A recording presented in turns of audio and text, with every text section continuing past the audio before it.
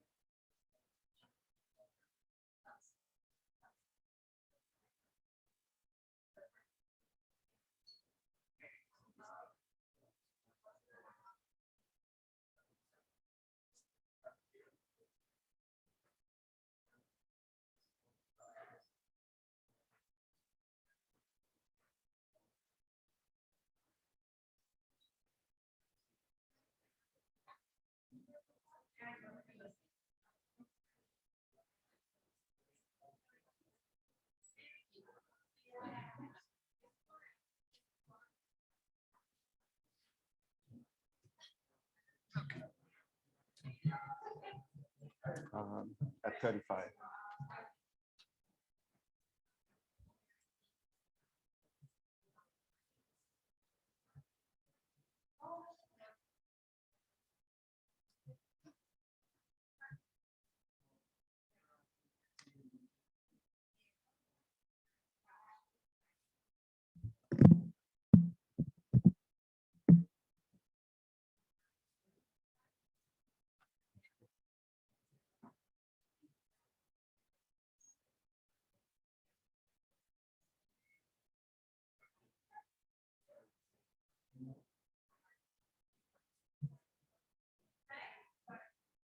Okay.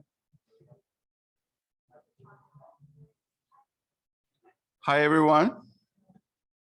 Thank you for coming. Welcome to this session on communicating global health research and countering misinformation. This is put together by the McGill Global Health Programs, Pulitzer Center for Crisis Reporting, and McGill Global Health Perspectives. I warmly welcome everybody online. I know you're watching with your snacks and your pets. Thank you for joining us online. And as promised, I have worn my lucky blue jacket to ward off any tech problems. So let's dive right in. And I want to welcome Dr. Tim Evans, the Director of School of Population and Global Health at McGill University, to deliver some introductory remarks on the importance of this topic, and then that will set the scene for us as we go into the panel discussion. Dr. Evans.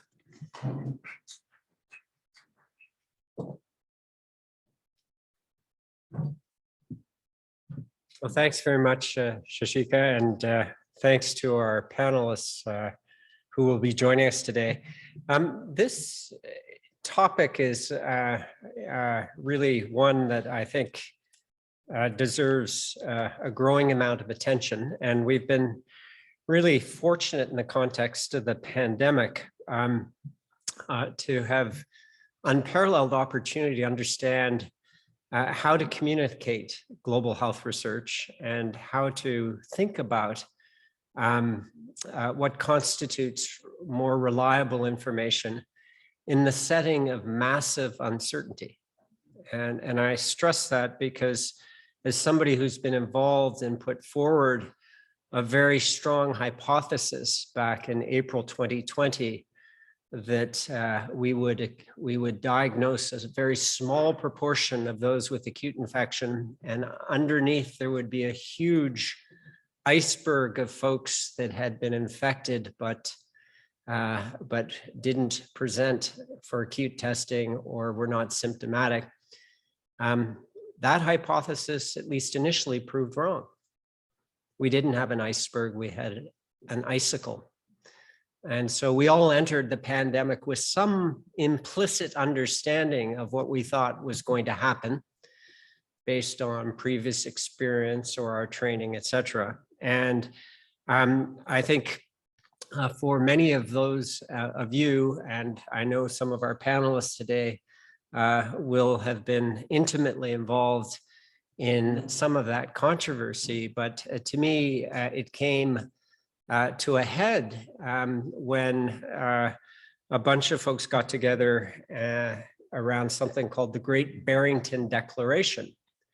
And they felt that lockdowns were a poison that was worse than managing the response in other ways.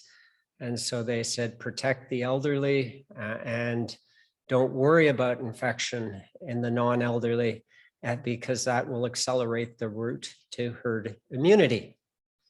And about 2 weeks later, a letter appeared in the Lancet signed by 80 experts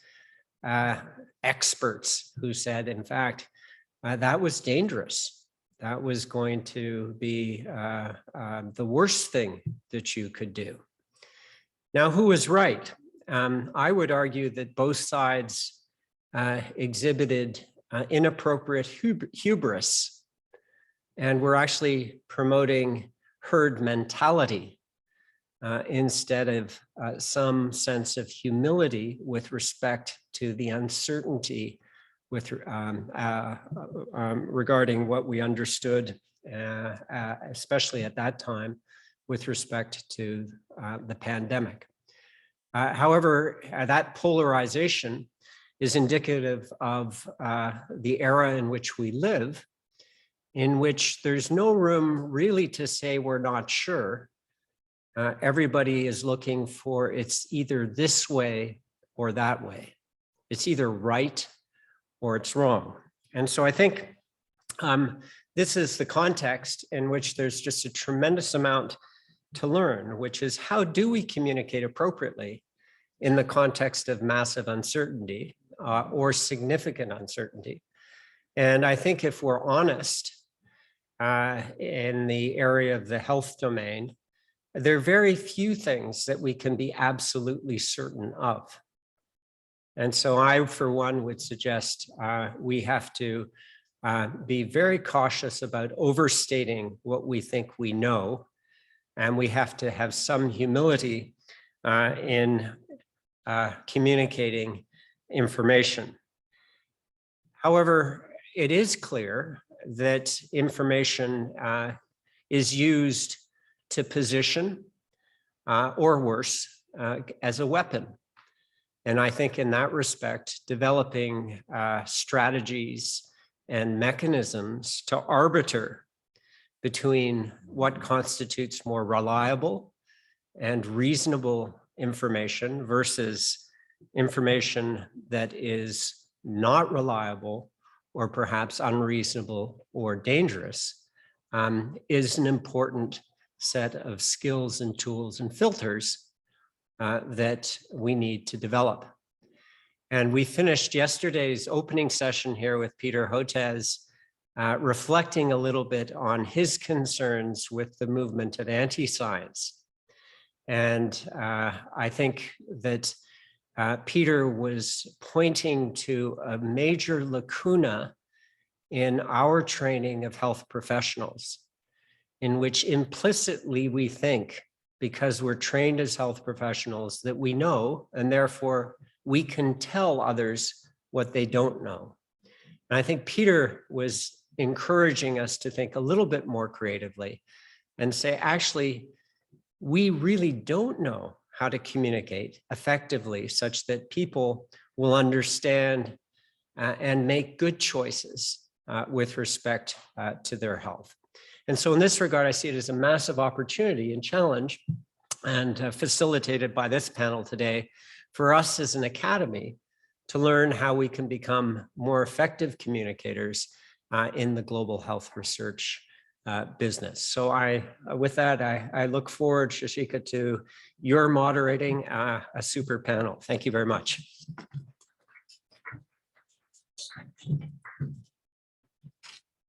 Thanks so much, Tim.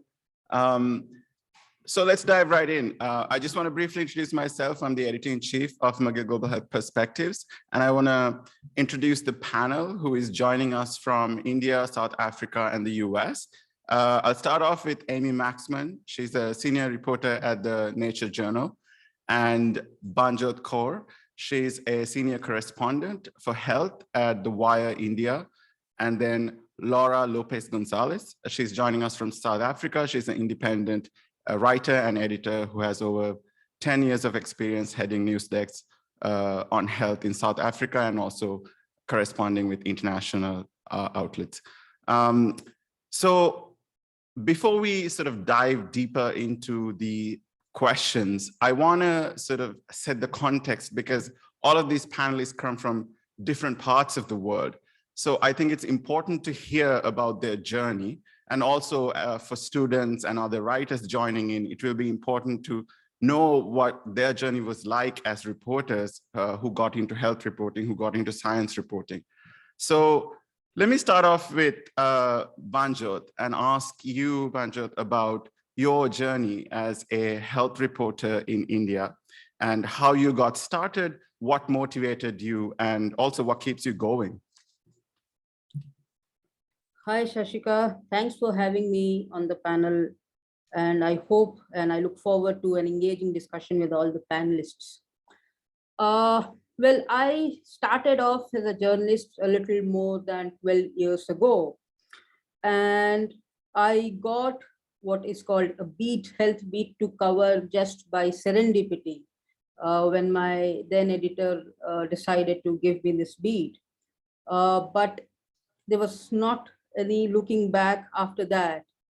After having covered health for so long, when this pandemic actually came, I found myself wanting for many facts, many more studies and many ammunitions that a health journalist should have acquired by then, and I actually didn't acquire. So this pandemic was, as a journalist, this pandemic was the most learning phase of my career.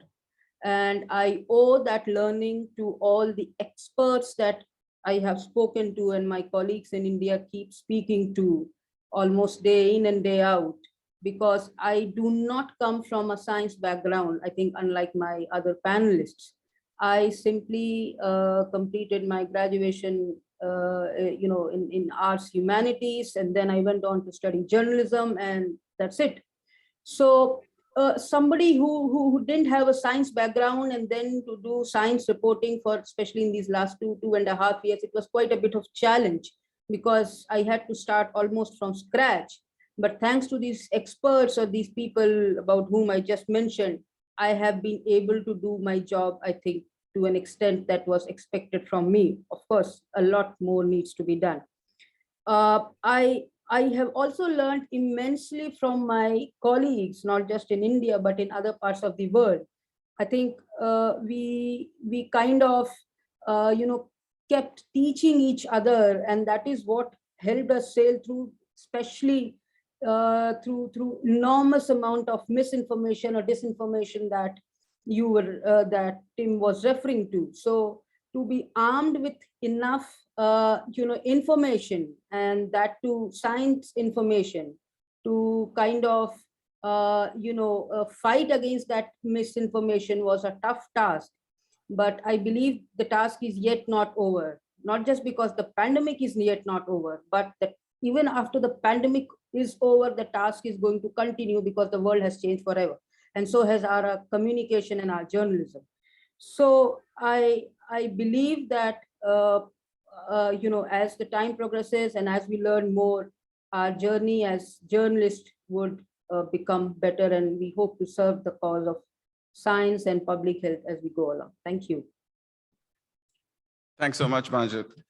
I think one of the themes that are already coming up is the theme of community between scientific researchers and also journalists, and also the theme of solidarity around the world.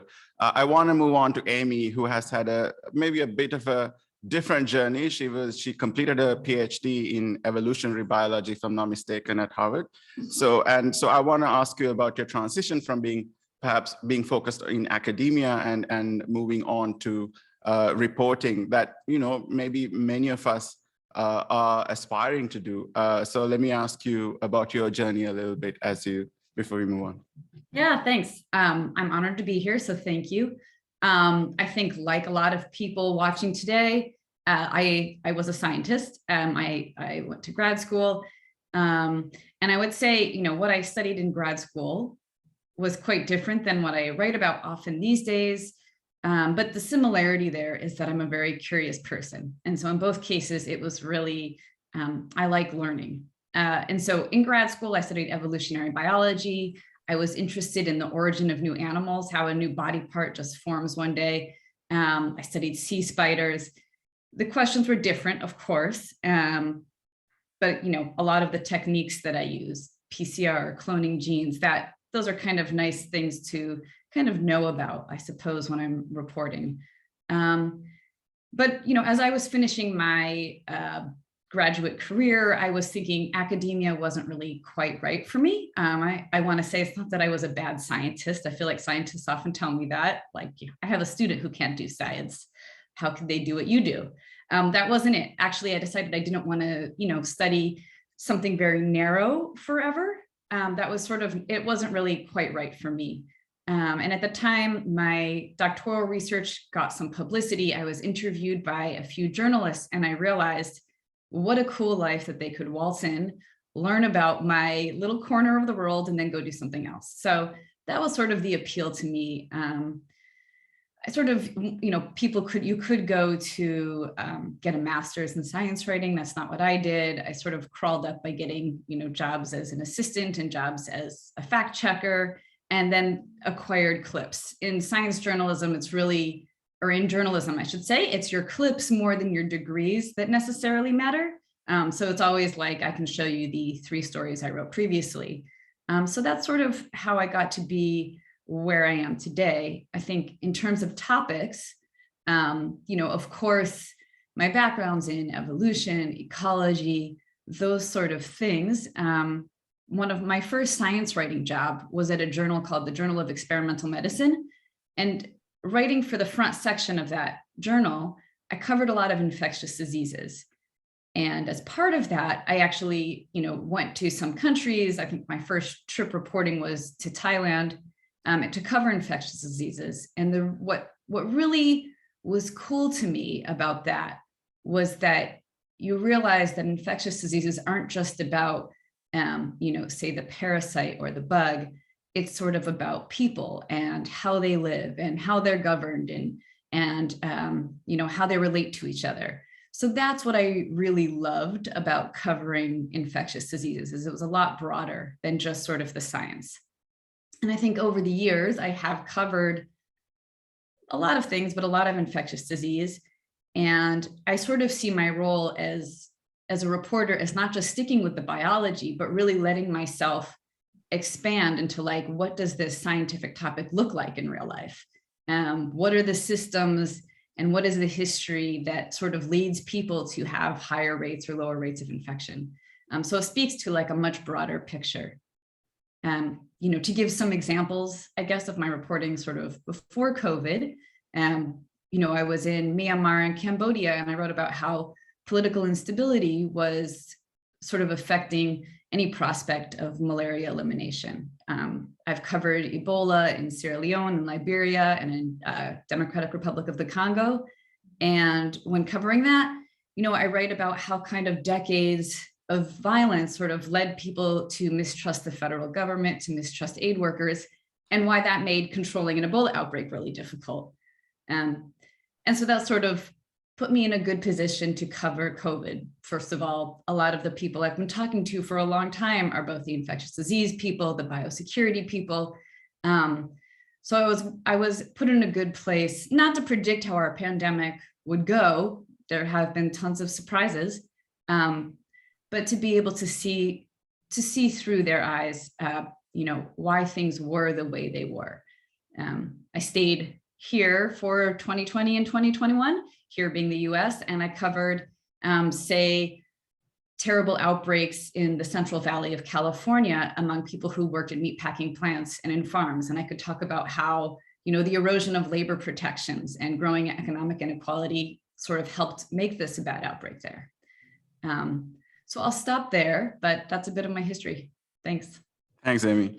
I'm going to move right on to Laura. I know you have headed news desks and corresponded with scientists in terms of communicating science to the public in South Africa, and also you've written to international outlets about issues in the region. So I want to briefly hear about your journey and what drives you now. Yeah, thank you so much for having me. So I started health reporting a little bit more than 15 years ago, based here in Johannesburg, South Africa. And that was really at the sort of kind of height and sort of tail end of AIDS denialism here in South Africa. For those of you who might not remember or don't know, South Africa has a very large HIV epidemic, but early on in the epidemic, the government refused to provide treatment. So literally, people were fighting for their lives in terms of trying to get access to that. I don't have a science background, and it really never occurred to me early on in my career that's something that I should kind of worry about because of the way sort of I came up, I think, through health journalism. In South Africa, that time was very much, as maybe it had been in New York a decade earlier, this kind of era where activist doctors would teach activists and people living with HIV the science, and then those activists and patient sort of voices would teach us, the journalists. So I remember going to, you know, there was just this kind of each one teach one sort of philosophy. And then, you know, other journalists, older journalists would teach me. So I would go to these conferences that they were very scientific to try to report on new studies and groundbreaking research. And I would have, you know, writers next to me that were old ACT uppers.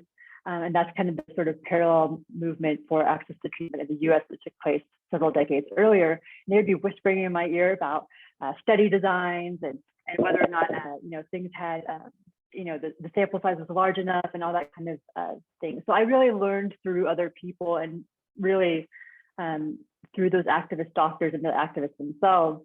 And that's something that I think changed and certainly has influenced the way that I do journalism today. Accountability is still at the center of a lot of what I do. Inequality is still at the center of a lot of what I do, both within countries like South Africa and then globally from the global north and global south. Like Amy sort of spoke about, that framing and being able to really situate a problem in a broader context, I think is really important. And I think probably one of the things that people can get wrong in reporting on these kind of issues.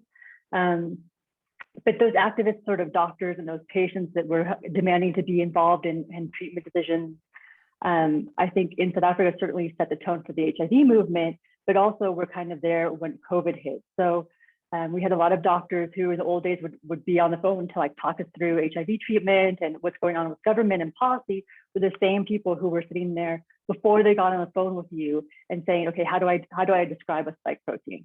Because that research translation that you see on TV that some people do very well, actually takes a lot of dedicated thought beforehand. It's not just doctors just jumping on the phone and being able to liken the spike protein to like an umbrella, for instance. So that's kind of a little bit of my story. But certainly, yeah, that accountability, those kind of social and commercial determinants that spur like diseases, as Amy has talked about, certainly remain central to my reporting. Thanks. Thanks, Laura. So let's dive in towards the challenges faced by health communicators, I think, which is sort of the central part of this discussion. I want to start off with Amy. I know America has been a very polarized setting, especially in this pandemic with mask wearing. And as Dr. Evans mentioned, the Great Barrington Declaration created a lot of polarization within America, and how we communicate, what we communicate matters a lot. I know Amy was in the thick of it, writing for Nature, and she also won many awards writing about COVID-19. So I want to go to you, Amy, and ask about the challenges about reporting during the COVID-19 pandemic, and also how did you manage the misinformation? How did you counter disinformation as a reporter? And also, emotionally, how did you manage going through this process? I know it's a lot, but you can take it. I'll try and see what sticks in my brain. So it is a very, the US is very polarized right now. I've gotten to travel a little bit, and I can say I don't know if there's, one thing that's distinct about the US is that something as simple as wearing a mask is about what political party you're in. So it's more than just, oh, some people don't feel like wearing it. It's a very polarizing environment. It's also an anxious environment, on top of it being a pandemic where 1 million people have died now in the US. And so I think one issue with misinformation, just to kind of even step back than just the misinformation, is that these are anxious times. People are hungry for information, and people naturally sort of gravitate to the thing that will confirm their beliefs or that kind of fits into their worldview, which can be sort of, which sometimes is not, the best information that's out there. And something that's also sort of working against us is, there's mistrust for institutions, there's mistrust for the government, there's mistrust for, public health officials, there's mistrust for scientists and for mainstream media, for science journalists. And so that means, it's sometimes from the get-go, you're somebody that's not to be trusted. So somebody might be more apt to believe a YouTube video by somebody who's not an expert because maybe they're seen as more authentic or more honest than somebody from a mainstream media outlet. So, that's very, that's difficult. What can I do about it? I guess from where I'm standing, one of the main things I can do, which isn't really directly combating that, is to try and make myself be as trustworthy as possible. And that is to try and do a good job reporting what I think is true, to figure out how to put your, what studies or what people you can put some faith in, that there's actually some science that's going on there, what not to cover, because sometimes there's a tendency in news, it's driven by a lot of clicks. So something that's very anxiety inducing might get a ton of clicks, but if it's just going to raise people's anxiety and it's not worth it, maybe it's not worth covering. Think of, for example, I remember the flu-rona was a big worry here for like 2 days, but that didn't even really mean anything. Like it wasn't even a real scientific concept, but it was great for headlines. So sometimes it's a matter of just not covering certain things. In other cases, if I'm, covering science, also to be really honest about, what is known, and then what are the parts that are unknown? What are the questions we still have? For example, right now we have two subvariants. There's BA4 in South Africa that's rising. There's BA 2.12.1 rising in North America. We know those are rising. We know that they evade some immunity. We don't know if they cause more severe disease. So for example, just saying this is a thing that's unknown, these are the kind of studies we're waiting for to understand what that is. So just kind of trying to be open about it and hope that that sort of engenders a little bit of trust. Thanks so much, Amy. I want to move on to Banjot, which it's a similar setting, but have different types of challenges. I know you had to sort of have your battles with both state and non-state actors as you tried to cover the pandemic. And, The Wire did a great job in terms of keeping all stakeholders honest and accountable. And I know that takes a toll. So can you speak to your efforts on how did you face that challenge and how do you keep these actors honest as you report on the pandemic? So to begin with, as soon as we hear the word miscommunication or disinformation or misinformation, the common image that comes to one's mind is there's a lobby or there is a group of people who are anti-science, and therefore they are propagating that something which is not true. But then there is also a group of people, and it's a huge group of people who are exposed to that anti-science facts. This is the common image that comes to our mind when we talk about miscommunication or misinformation. But while reporting, I found that this was just one of the pillars of miscommunication. There were two more pillars, which are either not talked about in terms of them miscommunicating the facts, or we really, kind of skip them. And the other two pillars are, one, the state itself miscommunicates. And the third is the treating community and the clinicians and the doctors. So I'll talk about each one of them one by one.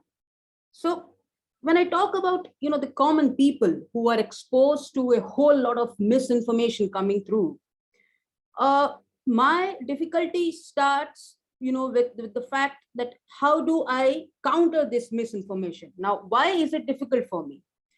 As a journalist, my reach to the readers may be limited as compared to those publications reaching out to people who are not communicating effectively or communicating which is not true. I'll give you an example. When the vaccines were, when the vaccines had just arrived and some of the people in India got their first doses, it was obvious that they would get infection even after completing 2 doses, forget about 1 dose. But the moment, people started getting infections after 1 single dose, it would invariably make headlines on page 1 of some of the most read Indian newspapers, that person X got the vaccine and still he or she got the infection. Now we know clearly that vaccines are meant only to, target severe disease, hospitalization, death, and not to target the infection itself, at least as of now. But when those headlines would flash on page 1 without giving this particular disclaimer that I spoke about just now, or burying it in the last paragraph of the story, imagine the amount of vaccine hesitancy that these news items would, kind of instill in common people. That is where I believe in India, the miscommunication of this pandemic began. Then as science communicator or as a health journalist, the other challenge that I face is, how do we write in a manner that people are actually able to absorb what we want them to absorb?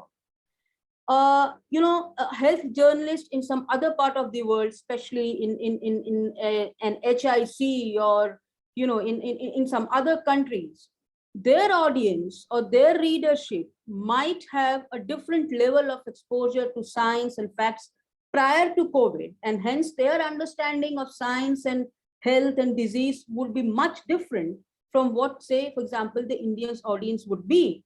So if I write in a manner in which my colleagues in other parts of the world would be writing, I would not be able to serve the purpose, for the Indian audience.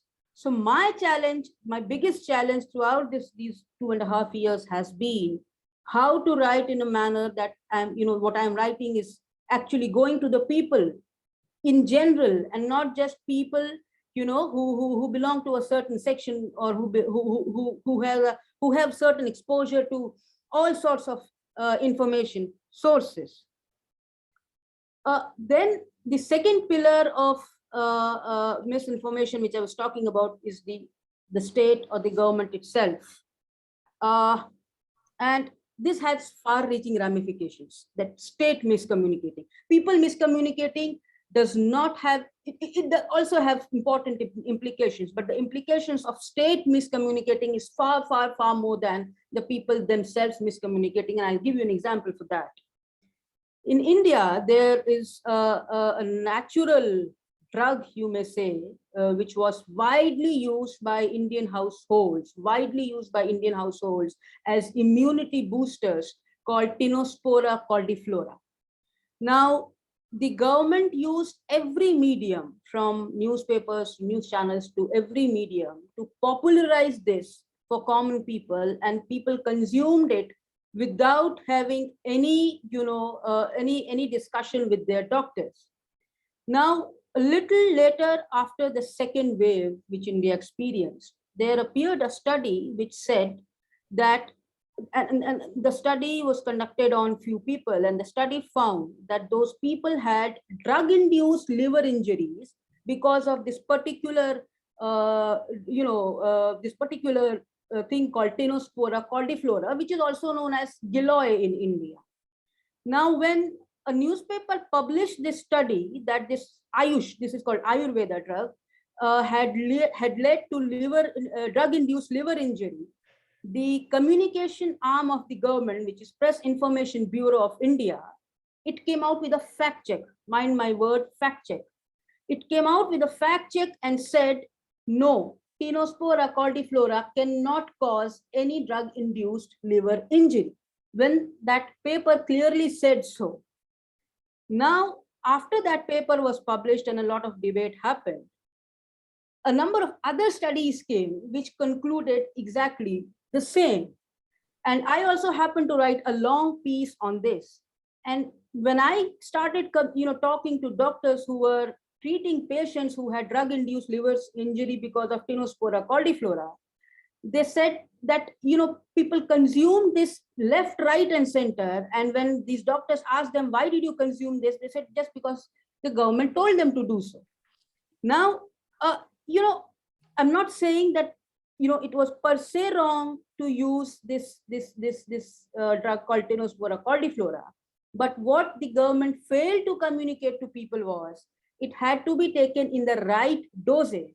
And there was a certain section of people who could simply not have absorbed that. And those are the people who were suffering from autoimmune disorders, diabetes, hypothyroidism, etc. Government at no point in time told people about these two important aspects, and people left, right, and center consumed. And when a scientific study came out to rebut this, the communication arm of the government issued a fact check saying, no, the study is wrong, and the newspaper article is wrong about it. The more recent example of this is, the whole debate on WHO issuing excess death estimates. I will not go into the nitty-gritty of that debate because a lot has been already said and written about it. But, and I will also not go into the fact how correct or incorrect Indian government rebuttal was to that whole estimates. But, that rebuttal had far-reaching implications again. It made question people, and the common refrain was, WHO is hoax, virus is hoax, vaccines are hoax, pandemic is hoax. Now, when the government was trying to defend itself, what it ended up doing was something extra, and this extra was this. I'm not saying that any entity or any individual or any science is above scrutiny or any sort of inquiry. But there is a very fine difference between scrutiny or inquiry on the one hand and maligning somebody on the other hand, quite deliberately. Now, tomorrow, if this, if global science organizations are to communicate anything to the Indian audience about the pandemic, then the kind of mistrust that these government rebuttal has, instilled in people's mind about these global scientific bodies, it's going to cost heavy. So the state miscommunicating science, either out of ignorance or out of intention, is something serious that we need to discuss, besides people themselves miscommunicating or spreading misinformation. The third pillar, the third pillar of miscommunication that I was interested to talk about was the treating doctors or the clinicians themselves. After the massive, Delta wave in India, besides the virus ripping apart Indian families, there was another very well-defined and well-pronounced phenomenon happening in India. And that was overuse of drugs, especially steroids. Steroids were being prescribed to patients left, right, and center, right from the first week of the infection, even in those cases when the oxygen levels had not plummeted. Now, this was against science, but out of ignorance or out of sheer magnanimity of that whole mess that was prevailing at that time in India, doctors prescribed it. And then we had something called mucormycosis in India, which made headlines even internationally. So, and the other thing which prevailed at that time was a huge reliance on over investigations during, without even the severity of disease. So for example, if there were certain investigations which the government headlines and which the science would also say should come into picture only during the second week or of the infection or after the disease had turned severe, doctors used to ask patients to take those investigations even without the disease becoming severe, or after a certain certain days have elapsed after infection. So and that continues to happen, that doctors still continue doing that. Now, as a journalist, so my job as a journalist was to counter misinformation from just not what was coming from common people, but from state and from the treating community as well. So I'm not saying that the treating clinicians or all treating clinicians or all entire treating communities is to be held responsible for that. There were certain very responsible doctors also who really, I mean, it was a mess in India, and it was the doctors who helped us come out of it. But if we do not learn from these mistakes of past, if the state does not, the mistakes of the past, if the state does not learn, if the doctors do not learn, then we are going to, kind of repeat the same mistakes in future outbreaks, be it pandemic or be it anything else. So I think for me, these are three most important things which I would want to highlight. Thank you. Thanks so much, Banjot. I think that was a good reality check for all of us. I want to say that we also want to applaud all the journalists and scientists who write and make sure that the public is informed. And I want to move on to Laura. I know Laura had South Africa especially had a specifically different challenge of countering stigma that was partly because of the ineptitude of the global leaders, such as banning flights from South Africa because they discovered the Omicron variant. And I know it takes a toll in terms of correcting the global narrative at the same time while trying to communicate to the public in your country. So I want to ask Laura, how did you manage these challenges, and what other challenges do you foresee? Yeah, thanks so much. I think before we touch on that, I thought it was so interesting this topic of misinformation. And I think, Heidi Larson has spoken about this. It's kind of common in research, but the rumors around vaccines really do tell us about how people see the world, right? So they're telling us more so about that than they really are even about vaccines. And I think when I was talking to leaders and experts here on the continent and in South Africa about how they were planning to do these rollouts, especially in a place like South Africa, where there is low levels of trust in the government, which were sort of, unfortunately, we've also had large scale corruption in terms of PPE, so that didn't help the government's case. And so these experts who are trying to head up the rollout were like, we're going to have to borrow people's trust. And I think a lot about that in terms of the way that we communicate outside of just basic news reporting.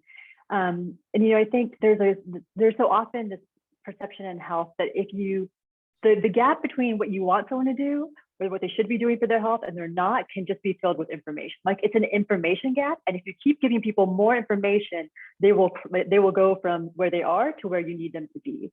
And I think it's much more emotional than that, actually. And so I like this idea of borrowing people's trust in terms of thinking about how we tell these stories differently, not just the breaking news, which is really important, but also to take time. And this can be difficult in newsrooms which are really fast paced and you have a lot of pressure to produce. And certainly in this pandemic, information was changing, day to day. And the power of maybe feature reporting for that, because in feature reporting, you almost borrow that trust of the character that you're telling the story of. And I think it can be a really powerful tool for letting audiences see themselves in who you're talking about without sort of ramming sort of more information that they've already heard maybe, and it isn't kind of crossing that emotional barrier sort of down their throats. But I think just to kind of go back to sort of your question, there was this kind of, and there always has been, throughout history, there in global health, there is a perception that some people know more about what other people are going to do with their bodies than those people. And that's often brown, Black women, marginalized communities, and we saw it with HIV, right? So during AIDS denialism, a court case forced the South African government to give treatment to people who were expecting pregnant people to prevent mother-to-child transmission. But government would not give treatment to those women or those people. So doctors were like, there's no way that women are going to volunteer to be tested for HIV when we're going to diagnose them and we can't treat them. It's basically a death sentence. So 99% of women who were offered that test in order to save their babies from HIV took that test. And I just remember hearing, I think the Pfizer CEO in September, so he gave this press conference and he's like, great, supply is going to be not a problem anymore. We're going to, we're about to flood Africa with vaccines, but the vaccine hesitancy is going to be an even bigger issue than anywhere we've dealt with so far. And there was no evidence for that, right? It's an assumption made about a continent that often gets assumptions made about it. And so I think that there was a lot of work to be done in reporting vaccine inequity to remind people about just how much capacity there was on the continent, and how people were willing to take the vaccine in many parts, and then also provide some reality checks. I know Amy tweeted about this that the DRC and other countries have been able to roll out a ultra cold Ebola vaccine with proper notice, but as early as December, COVAX is still getting these donations from rich countries that have 2 weeks left of expiry. In South Africa, it takes 2 weeks of community mobilization, consultation, going to traditional leadership, getting their approval, explaining what's going to happen, drumming up the kind of like awareness about the vaccine points, what you need to bring with you. 2 weeks of that goes into making a vaccination site successful before you even put a single jab in anyone's arm. So now you're having these countries scramble with these super short expiry dates. You're having COVAX supply chain guys saying, I'm getting donations from rich countries, but they're only donating the actual vials. They're not donating the syringes or the cold bags that we need. And then you have these reports of, countries unfortunately having to bin or toss out doses that expired. That's not because that's an irrational choice or because they did some sort of irrational, decisions with their supplies. That again, in such that framing, they're dealing with these super short sort of expiry dates. But I think there were so many narratives that were coming, I think, from other parts of the globe about what around vaccine inequity or vaccine apartheid that we're not really speaking to, I think, a lot of the dynamics we were seeing certainly in Africa. I think the sort of myth of an Africa spared is one of those one of those kind of narratives. And I think, because many African countries don't keep vital registries, right? Because if you're a person in many parts of the continent and someone dies, there's no incentive for you to travel a long distance and pay a lot of money to tell like an administrative center that like your uncle is passed. You just kind of get on with it. In South Africa, we have a little bit of a better system, in part because for many years we've had informal, now formalized community structures that acted as funeral insurance particularly for communities that were oppressed during apartheid. And to claim payouts from some of those schemes, you need the death certificate from Home Affairs or the government here. So we can recreate some of that data about people who have died, and it's about 300,000 at this point who have died from COVID in South Africa. Many, I've spoken to demographers on the continent. Many African countries don't keep that kind of information, so we'll in likelihood never know the actual toll. But to portray that as, well, it didn't matter that we didn't get them vaccines because they didn't really die anyway is a real dangerous narrative. So there was a lot of, I think, on one hand, trying to kind of keep our local population here informed, and then also kind of countering these really dangerous and possibly revisionist sort of narratives that were happening globally. Thanks. Thanks so much, Laura. I want to sort of, since we have all the challenges fresh in our minds, I want to move this conversation to what do we do next? How can we counter this? What skills are we going to build? So the next section, I want to set it up in two parts. One is that, yes, we need to build skills. We need to be balanced in our reporting, but we also need to manage our emotional burden. There's a lot of burnout among scientists and reporters. So as journalists, as science communicators who communicate constantly with the public, who have the pulse of the community, what do you do to first manage your emotional health to counter burnout? And then also to young readers and also young writers and also seasoned scientists, what can you do in order to become better communicators? This question is for all three panelists, but I'm going to start this off with you, Banjot. So yeah, so let's kick this round off. So burnout, yes, I mean, at least I can say on my personal behalf, I have had the worst burnout in my 12-year-long career now.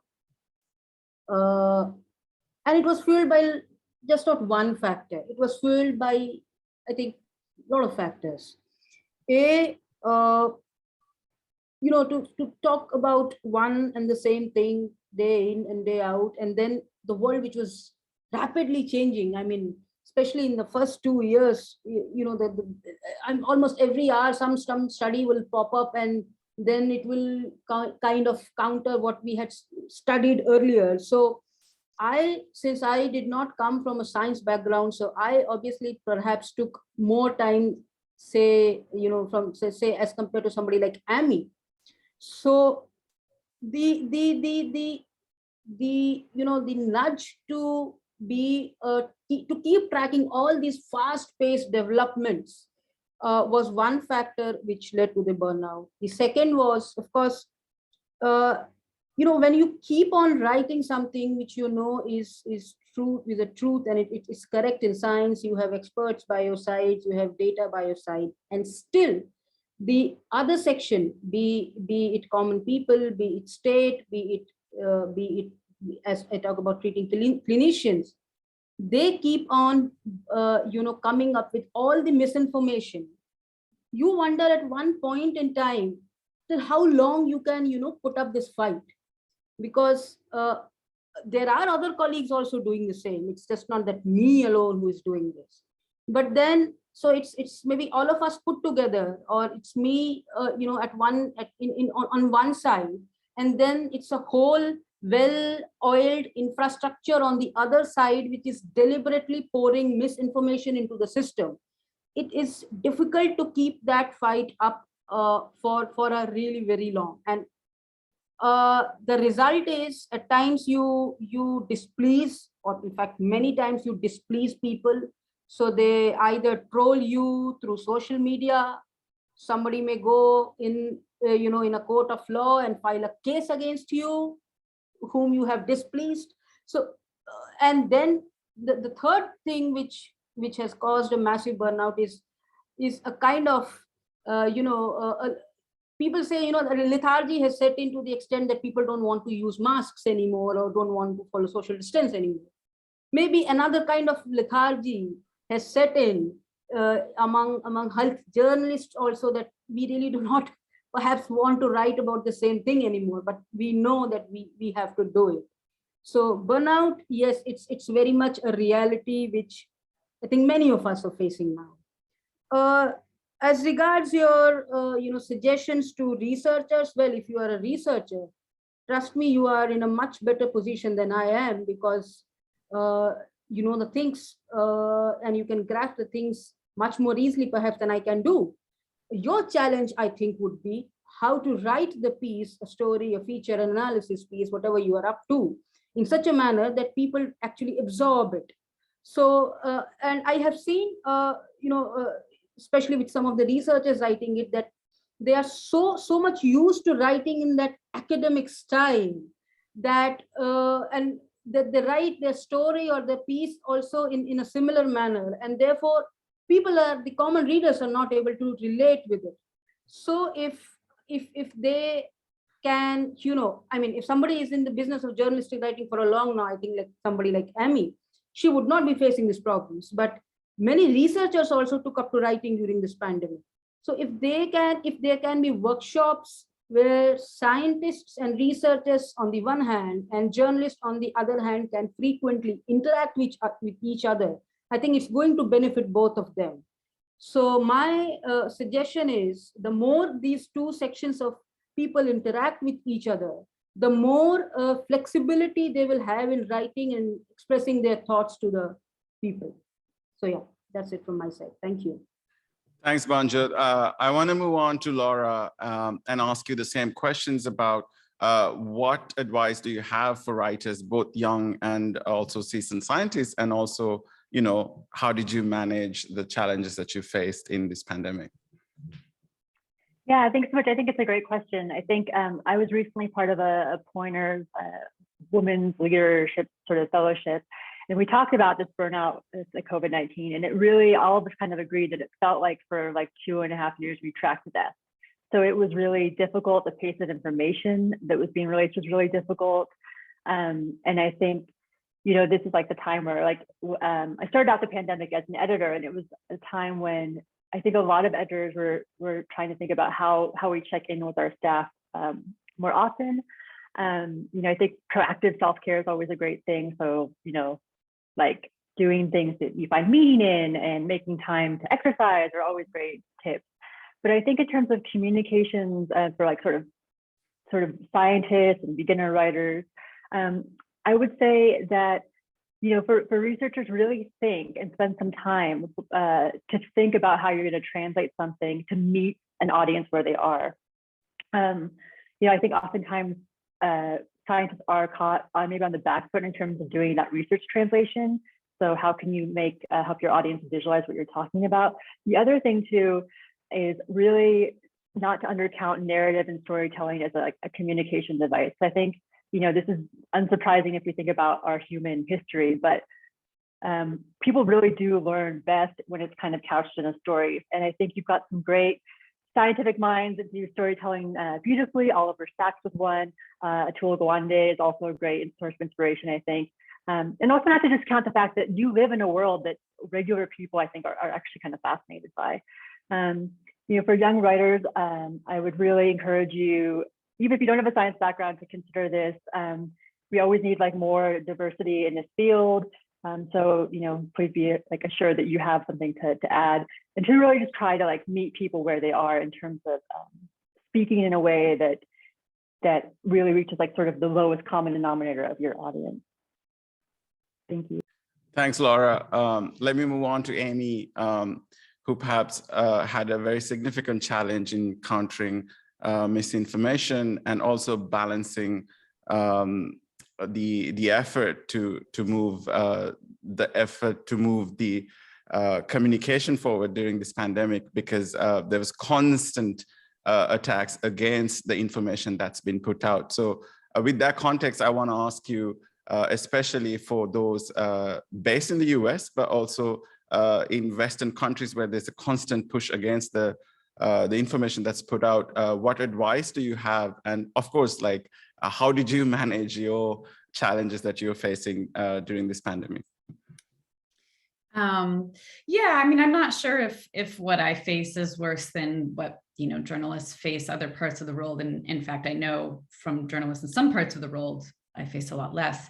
But yeah, in terms of kind of feelings of, you know, being exhausted, or, I mean, certainly I'm not working with the same energy that I had in the beginning of the pandemic, where I was really like energized to just really get my word out there. I'm a bit more tired now, so I guess I pay attention to that, and, you know, don't you know, try and stay up all night or something like that. But yeah, I think it helps to have colleagues. It helps to have, you know, science journalists, or, you know, if you're a scientist, to have some people that are sort of in the same place that you are, so that you understand each other.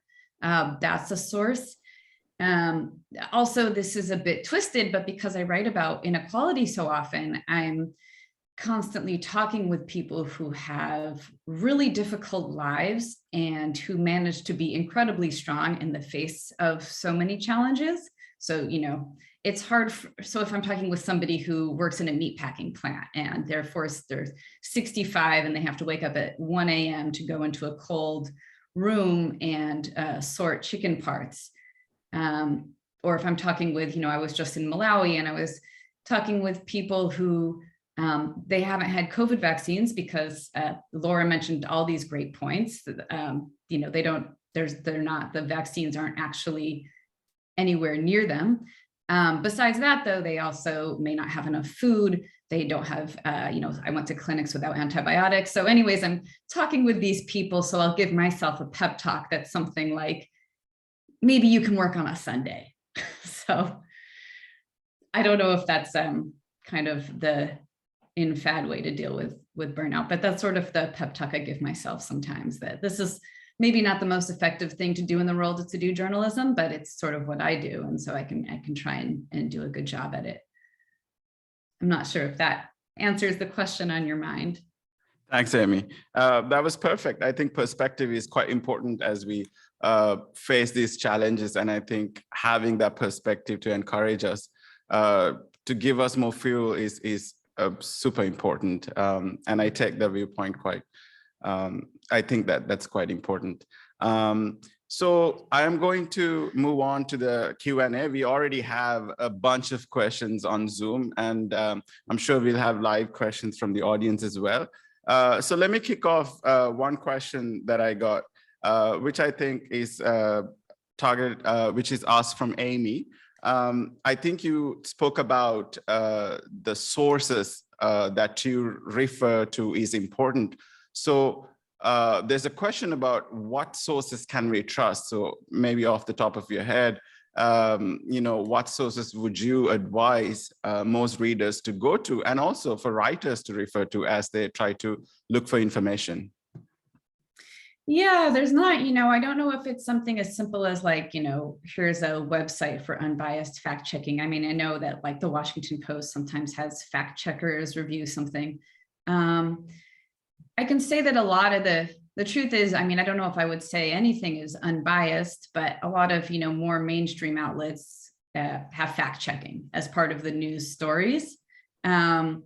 So I feel comforted when I know there has been some degree of review. Now, you're not going to get an unbiased take on something, right? You know, there's the choice that the journalist makes to cover one thing and not another. But at least, you know, something that's just a Google Doc or on YouTube, or, you know, even a preprint might not have a level of vetting in it that at least you can kind of trust from other sources. As far as, you know, when talking to friends of mine who might have some bit of misinformation, sometimes you can ask, you know, where did you get this information? You know, where did that person get their information? And can you go back to the source a little bit? You know, I know, for example, if you looked at any of my pieces, I have to have a fact-checking document where I've gone through every sentence and I can sort of back up the thing that I'm saying in that piece. So sometimes, pulling on a thread a little bit can point you in the direction of the accuracy of some information. Thanks, Amy. This next question, I'm going to direct this to you, Banjot. You spoke about, having to do this rapid learning during this pandemic. So this question is about that most journalists are generalists. And, during the pandemic, many had to develop these skills. So what would, I know you spoke about, having more interactions with scientists and having more workshops with journalists is important. And so the question is, how can we share accurate information without actually sacrificing the clarity and the sort of the communication fiber of it? And then how do you keep doing that constantly and without sacrificing some of the qualities that you mentioned in reaching the general public? So I agree, yes. Most of the journalists are actually generalists. We may have covered health beat for some time now, and infectious diseases also, off and on, but certainly not in a consistent pace that we have done in last 2.5 years. So, but the scenario which prevails now as of date, for me personally as a journalist, is much different from say what it was in May 2020.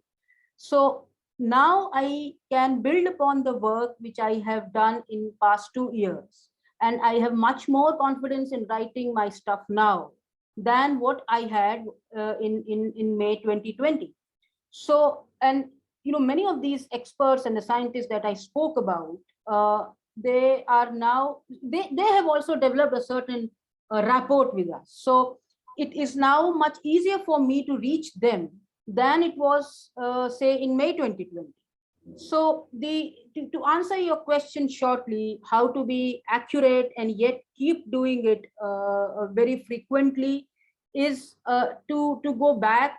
At least as of now, I can tell you to go back to the work that you have done in the past or your colleagues have done in the past. Plus, you just keep talking with these scientists. They are really there to help you out. I remember Dr. Pai from from McGill. He designed an entire course for journalists, those who had started to cover the pandemic, and that was one of the fabulous things that I had come across. So scientists also have made a lot of the researchers, scientists, and all this community has also made a lot of effort in helping people like me. So my resort has been these people itself, and yeah, so that's how I think I have done it in the past, and I'll keep doing so in months and weeks to come. I have a quick follow-up question to, I will direct this to Laura and also Banjot, if you want to jump in quickly. And Amy, if you also want to jump in, all three of you can answer. This is for writers and journalists. Like, what do you most appreciate? Because we're speaking to an academic community in this part of this audience is an academic community. So what do you appreciate the most in terms of interactions between the academic community and journalists? So when you're reaching out to a scientist, what are some of the do's and don'ts that we have to keep in mind?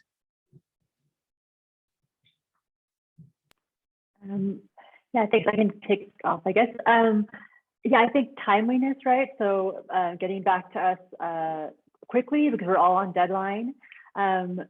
Being open to have a telephone conversation. I think those are always the best in terms of when you think your message could be misunderstood by a journalist, because it allows for like real-time clarification. And then when you've done that work, to simplify your message before we get to that interview. So thinking about how to use metaphors or similes in how you explain your work, and really, really just simple language. Thanks. I want to open this up to Amy and Banjot too, if you have thoughts on this. So yeah, I mean, I broadly agree with Laura about the timeline, because and I'll cite an example. it was only the other day that I reached out to one of the scientists whom I have been reaching out for quite some time now. He was ill. And I said sorry to him, and I said, we'll talk sometime later. And I thought I'll talk to somebody else. He said, no, hold on. I can still speak for 1 or 2 minutes. And he did speak to me, because he himself said that, Banjot, you might be on a deadline. I said, yes, I am, but I really don't want to disturb you. He, on the other hand, said that he would want to speak. So, if the scientists, or the experts can, if they really help us to work within the deadlines, that is one of the most helpful things that they have done with us. The second thing is the way they communicate with us. So I have had scientists who have come down to the level of a journalist and explained things in a manner that not only I could easily understand, but I could make also my readers to easily understand. So that is, I think, one thing which I really appreciated when I used to talk to them, and I still talk to them. Thank you. Great. I'm going to move on to the next question, because I think this will require some longer answers. I'm going to start off with Amy.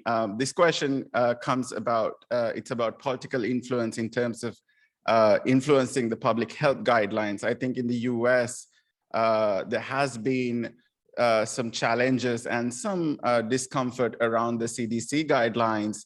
And so the question is about, how do you manage that political influence, politically influenced information coming out when you know it may be inaccurate or does harm to the public? I also want to extend this question to Banjot, because I know India faces similar issues. So I will start off with Amy, though. Over to you, Amy. Yeah, I think I saw in the Q&A, I saw the reference, yeah, specifically to the CDC. I think this reminds me of of where there is a division between public health or science communicators and science journalists. I feel like it is important to, have there be trust in our public health institutions and to have clear and basic public health guidelines. And so in a way, I feel like the job of science communicators or public health people might be to say, hey, listen, the CDC said only isolate for 5 days, but this is why they said it. Here's the data, here's the policy decisions. You're actually transmissible for up to 10 days. So I feel like public health might clarify that. I feel like my job as a journalist is to say, maybe the CDC is doing a bad job. Maybe we should ask, why are they making the decisions that they're making? Is there political influence? Are they doing a poor job of communicating with each other? Why are they silent on certain topics? So I feel like I've been hard on the CDC in some of my reporting, but I feel like that very much is my job, is to hold my leaders to account on some things. I think there's been a lot of failings in the CDC during this pandemic. So yeah, does that mean that it might undermine people's trust in the CDC? It's true, it might, but it's important also that we have science agencies that are worthy of trust. So that's my take on it. Thanks, Amy. Over to you, Banjot. Yeah, so it was not about influencing guidelines per se, but I'll give you an example from India. Early on in the pandemic, the Indian Council of Medical Research advised people, at least healthcare workers, to take hydroxychloroquine as a preventive measure. Now, even by that time when this advice came, there was research available that hydroxychloroquine is not going to serve any purpose. Still, the drug remained on our protocols for a long time. And as a journalist, not just me, but many other journalists, kept writing about this and kept telling people that though ICMR is asking healthcare workers to pop up hydroxychloroquine, but listen, it is not going to serve any purpose. So, as Amy said, it might undermine people's trust in ICMR, but then our job as journalists is not to see to it whether trust in an institution is sustained, but our job is to communicate proper science. The other example that I could cite here is the example that I cited in my earlier discussion, that was the use or the push to use the Ayurveda or the Ayurvedic drugs in India, and the push came from the government without actually recommending any checks and balances. So when government deliberately did this without recommending any checks and balances, then it fell upon journalists to tell people that this, you are not going to be fine if you do this. It's another thing that when we did this, we faced, a kind of assault, not just from the government, but an entire section of people in India who have almost blind trust on these drugs. But then we kept doing it. So I think that's the best thing you do, that if your scientific institutions of your country are not really living up to the standards of science, then you say that, look, this body is doing so, but the science says this, and you leave it to the best judgment of the readers and to the best capacity of yourself to communicate the science properly. Thank you. Thanks, Banjit. I do have, we sourced questions before the event, and I have this a very interesting question that came up, which is with regard to, I think this is a common theme during the pandemic, is that there are personal attacks on science communicators, including scientists, but also especially on journalists who continue to speak forcefully around the truth. And also, as Dr. Evans mentioned, the balance is slipping in this polarized setting. So I want to start off with Amy, and I want to ask about how do you manage these these personal and sometimes politically motivated attacks? And does that have an impact on your reporting in terms of, do you take a step back, or how do you manage this challenge? I'm afraid I don't have an answer, but I'm so interested to see what my colleagues on the panel say. No, I don't have a good answer for how to manage these sort of attacks. And I can say it often makes me want to not cover certain areas. I would never just say I'm not going to cover something, but if it's an important thing to cover, I'll still cover it because that's my job. But for sure, there's certain areas where it's just not worth my mental health strife to continue, beating my head against something that will end up just leading to a lot of harassment. I want to move on to Banjit and Laura. Maybe I'll start off with Banjit, if you have any experience and advice on how to counter these challenges. I was once asked on Twitter, what are your educational qualifications? How come you write on vaccines if you do not have a science background? I was tempted to answer, but I just didn't answer. So my best resort against all these attacks has been to not answer or to not respond. Yes, it sometimes does, makes you wonder, why are you doing this? Because at the end of the day, you're just doing it for public communication. But then I also realized that these attacks are not for the sake of a healthy discussion, but just for the sake of attacking either journalists like us or others, or the scientists. So when an attack is just for the sake of attack and not a rational discussion, the best way is to ignore it. And that is what I have been doing till now. And I hope I'll keep doing it in the future as well. Thank you, Banjit. I want to extend this question to you as well, Laura, and hear your thoughts on this. Yeah, thanks so much. I think it's such an important question too. I will say in South Africa, the reporters that get this the worst are female investigative reporters. So the reporters that are unearthing corruption, there's been threats of rape, other forms of physical violence. It gets, threats of being doxxed or where you live being revealed. So I think that they really get it the worst.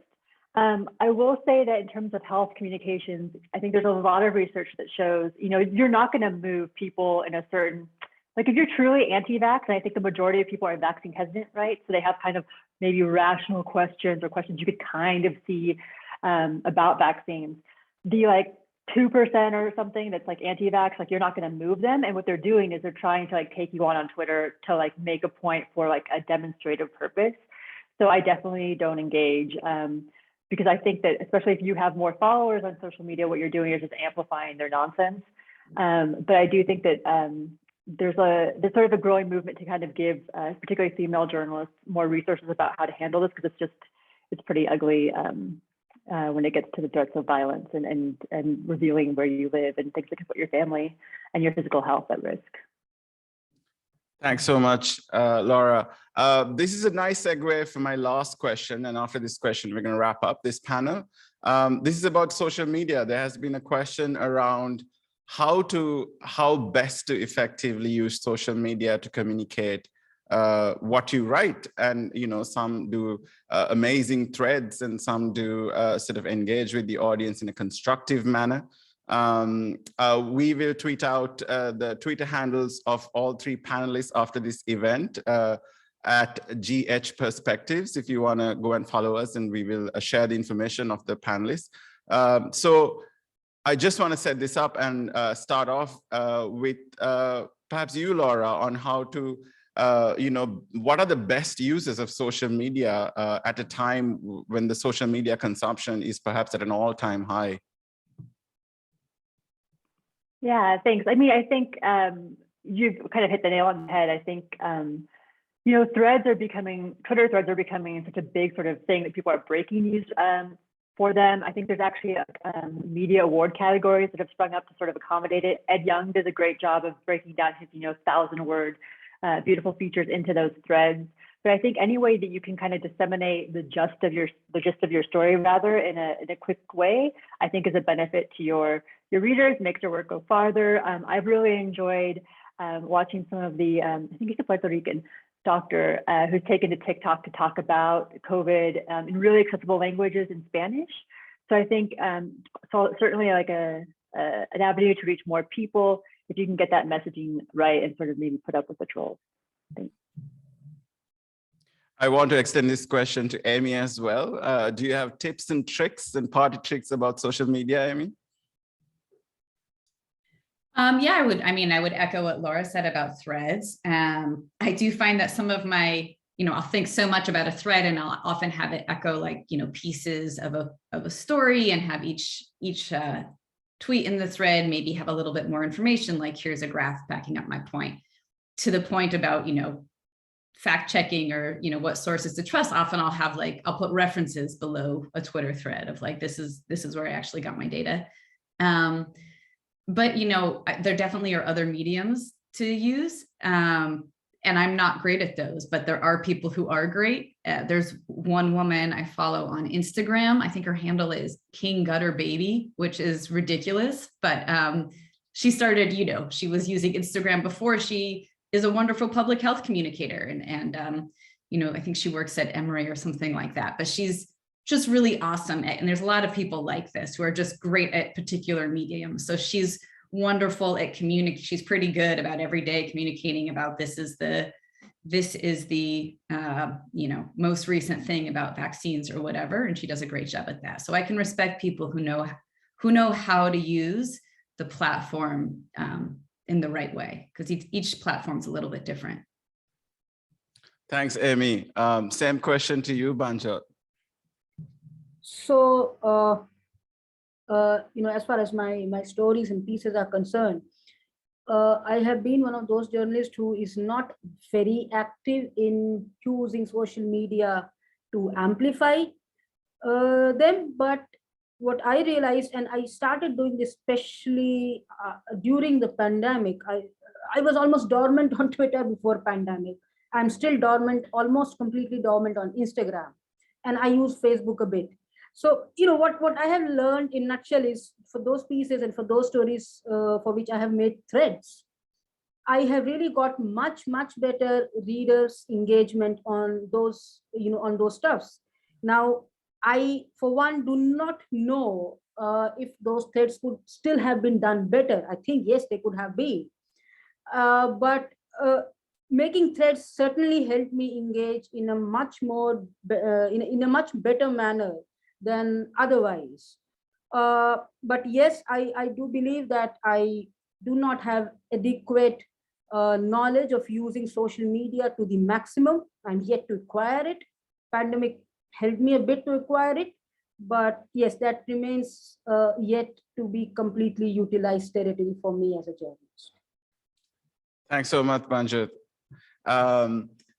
maybe another workshop can be, using social media for public health. I'm sure there are a lot happening right now, but, maybe we can try as well. I want to, so we're coming to the end of this panel, and it has been extremely insightful for me. I have learned quite a bit, and it has also been sort of a reality check in terms of the challenges that we face as communicators, and the need for humility as scientists when engaging with journalists. And also, to sometimes check our impulses and avoid that Twitter fight. With that, I want to say this panel, selective sections of this panel will be available as a recording. So watch our social media spaces.